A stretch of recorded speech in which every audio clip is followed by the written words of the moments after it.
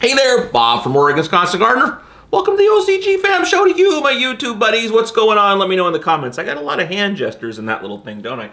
It's Friday. It's a good day. Finally, the weekend's almost here. Got a lot of stuff going on. It's sunny here in Oregon. I hope it's sunny where you are. I hope you're having a good time.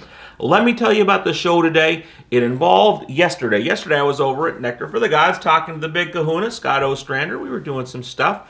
Turned out nice. So it's a video in the, the videos there. Take a look at that one too. But while I was there, Frank, who is Scott's partner, stopped into Scott's office and we just started chatting. We had a little chat. It was me and Frank on the camera there, and Scott was just off camera at his desk. He's weighs in on a few things. It's just an interesting conversation. There's some good stuff in there about how to grow and that kind of thing and stuff that's going on at Nectar for the Gods. But more importantly, it was just kind of nice to hear those guys chat about the science and stuff, see kind of how their brains work. So I hope you'll enjoy it. Watch the video. I'll talk to you after. Oh, Hey there! Hey, how you doing? Bob from Oregon's Constant Gardener here in a rare appearance of the other big kahuna from Nectar for the Gods. Frank, what's going on? Hey, just out collecting mail from hydrogenation and synthetic organic chemistry. That sounds like a real page turner. It does sound like a real page turner. That's what every nap is made of.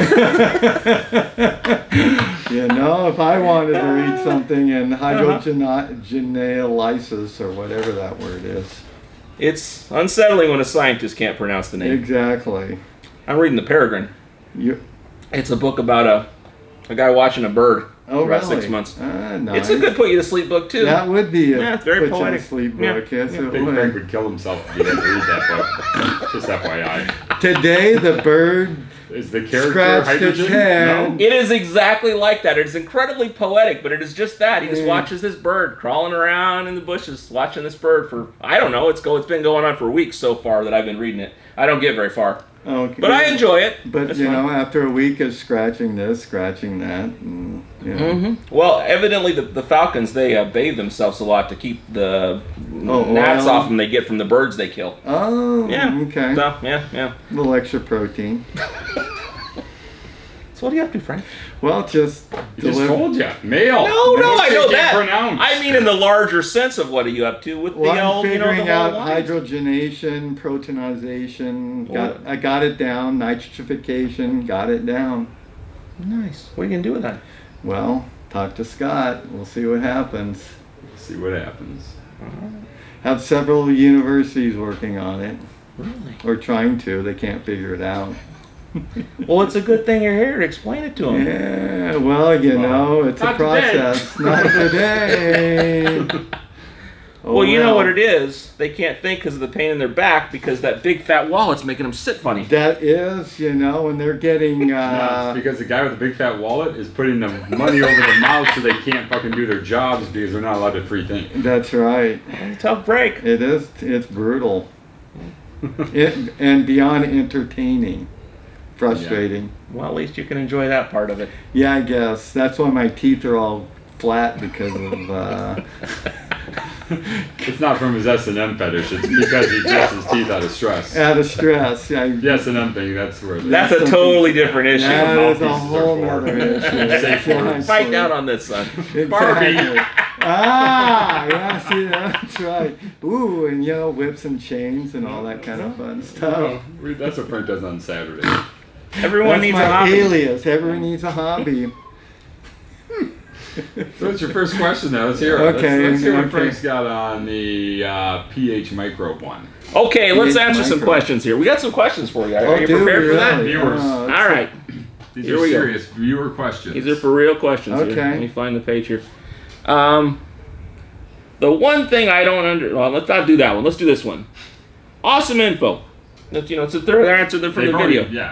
My issue is that my pH is 7.2 in one plant and 7.4 in the other, both with a ppm around 110. If I'm correct, high pH is the cause of low ppm.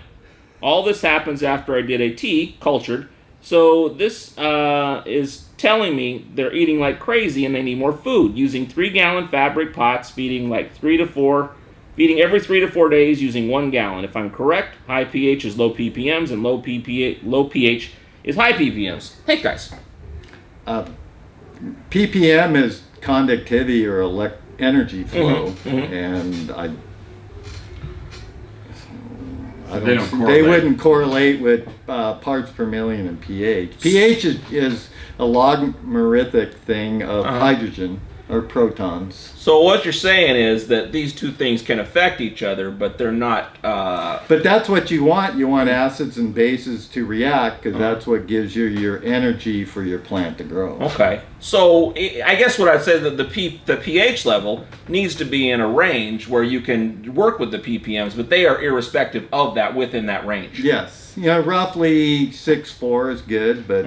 Now, if they're in our potting soil, number 4 mix, and you add microbes, and they break because he's saying he's at 110 parts per million, which is starving. Yeah. You have no food reserves. So the bacteria and the fungus that you added in to break that stuff down has lowered your parts per million in your soil. And in number 4, we have limestone and calcite in the soil. So as they're digesting these meals, they could be making that limestone more available, raising the pH up through the limestone dissolving, but they don't necessarily correlate across all mediums. So if you were in a camouflage bag of soil or one with happy little foxes on it, and you broke it down and there's no limestone, you'll become actually more acidic because you're going to break down more organic matter, making the acids more available, and you'll drop your pH and your parts per million. So they don't correlate. Low ppms to high pH or high ppms to low pH. It comes down to what's in the medium, what the microbes are eating, and what is left in its food reserve. Exactly, the chemistry, the reaction. And also we put oyster shells in our potting soil. Oh, and bone meal. And So is there any circumstance where an out-of-range pH, low or high, where I would be getting low ppm with the plant not eating it? Is there any way for that ppm to drop without the plant eating it? Well, tying up, the main concern I would be concerned about would be tying up your available calcium. Okay. And overwatering will leach out your medium, which then you'll have low ppms because your plant didn't eat it because you leached them out. So water can be a separate issue entirely, where you're just physically flushing it out of there. Yeah, but this person is not having that issue because they're 1 gallon every 3rd day with food, Right. so they're not feeding enough, or they're not feeding strong enough, and they're not feeding frequently enough. So, but certainly being at 7.274 is probably an issue with the plant eating that food, or is that just a little high? Not really, just a little high. It's a little high, but when you're feeding at 6.4, as that 6.4 is rushing over the root zone, the plant's eating 6.4. So let me ask you this: would you feed every day with just a tiny bit to hold that in there, or at least increase it to another every other day? Start with every other day, then increase it to every day, or just maintain every other day. But every 3rd day with 1 gallon in that size pot, you are going to run out of food. Are you maybe getting some hydrophobic issues as well, where it's drying out in there? Possibly. Yeah, if the cocoa over dries and it doesn't want to retain moisture again, then you need Hygeia to get that to rehydrate. But I noticed that with plants not on a level that water and gravity. Gravity wins every time, and you have little dry pockets even though you're soaking it, and gravity wins. So you would be looking at the moisture of your soil, the happiness of your plant as some issues to figure out what's going on there, but mainly it certainly needs more food. Yeah, yes. And the pH and what the plants are eating, they don't correlate to what your slurry numbers will be. So. I mean, you can have acetic acid, vinegar has a low pH, and yet there's no calcium in it. Right. pH doesn't, it just doesn't really say a whole lot of. It just says what your hydrogen's doing. Well, and if he's feeding more often at about 6.4, the pH is naturally going to drop into a more usable range. And then the microorganisms are going to be producing all your organic acids and all that, and it's just naturally going to buffer it and be a good thing. And with that, what they all need to know is that when you have a 7.2 or 7.4 pH, or you have a 5.2 or 5.4 pH, the worst thing you do is go, well, I'm going to overcorrect that with a 6 for my 7.4 or like a 7 pH solution for my 5.4. You don't fix it by slamming the pH. You fix it by bringing the pH up, so then all your microbes, your fungal fields, everything kind of slowly comes back into range. In that realm without shocking. It's like us going from getting off the plane in Antarctica and then dropping our asses off in Sarasota, Florida in August. You're going to die. You went from 30 degrees to 90 and 90% humidity. It's night and day. You can't just pass out laying on the tarmac. So when you are trying to make these corrections, bring them down over time. I mean, plants respond in days, not in seconds. So don't slam them hard trying to bring that down to 6.4 tomorrow. Now, would you think that a flush would be more effective in regulating your pH than a normal feeding? I mean, if you're high and you go a little lower, or you're low and you go a little higher, does a flush have any different effect than a normal feeding does? In his case, it does, because he's at 110. So if you flush, what are you flushing? You're flushing a pH issue. You're not flushing food. And you're flushing food at the same point. I gotcha. And they're starving already. Yeah, in your case, you're at 110. Feed a lot at 6.4. They're going to eat, and then you're going to buffer as you feed. If you're at 900 parts per million with a pH of 7.2, oh yeah, guess what? Now we're just going to flush. Okay. Flushing is really more about parts per million rather than the pH. Okay. And then when it's real hot, you want your parts per million low too, because your plants They're not eating as much. They're not eating. They're cooling off. They're trying to maintain temperature, and they're not really wanting to grow. Do they need more water when they're doing that? Do they transpire It more water? depends. If it gets too hot, the plants will shut down, and they don't So take up They water. preserve water. Yeah. I A lot of gotcha. people right now I'm getting emails from currently are, it's hot, I can't water enough, but the plants are not drying out completely. And it's like, well, because your plants have now shut down. So you got evaporation on the first 1 or 2 inches, there's why it's dry. Your plant's not sucking up the moisture in the bottom foot of that medium because it's 99 degrees. They have shut down their stomata and they're not transpiring anymore because they don't want to lose their hydration. So if you're having a heat problem, you're most likely outdoors. Is there a time of day that'd be better to water? Oh no, it's indoors too. Indoors too? 95 degrees Because you don't indoors have with air. 6 lights in a garage is gonna. I can attest to that. I have that issue. Okay. So when would you water then to help with that, to get drainage without? Is there a time when you could do that? Ideally, in the middle of the night when you are dropping below your 80s, when you're in that. And the plant starts 70s. respiring again. And they'll tell you. I mean, you'll see the difference. Okay. And the plants will go into a forced wilt in a sense, not dead wilt, but just I'm not going to pray right now. Right. So they're not going to be just wilty falling apart, but they are going to be a little tired. Now, Frank, we've been messing around with Axis. Oh, right. Or diatomites. And have you noticed even in the heat, the resistance, the plant doesn't shut down nearly. I just did this side by side in my tent indoors. It does tolerate higher temps and water stress a lot better, but I noticed that just the yields are phenomenally higher.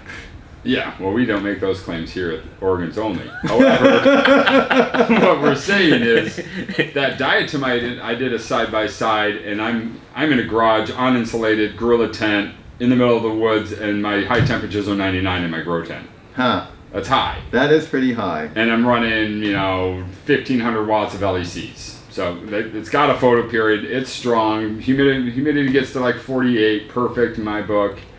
But the plant that has 10% axis in the root zone versus the 10%, or the one that's just a number 4, night and day on the days we've had this heat wave. I go in, this one's still praying and green and happy, and this one's starting to yellow because it literally hasn't eaten in 4 days. And I'm like, and it's not wilted, it's just not as much vigor, not perky. And then last night we dropped a low, and yesterday we only got to 88. My high temp was 90 in there.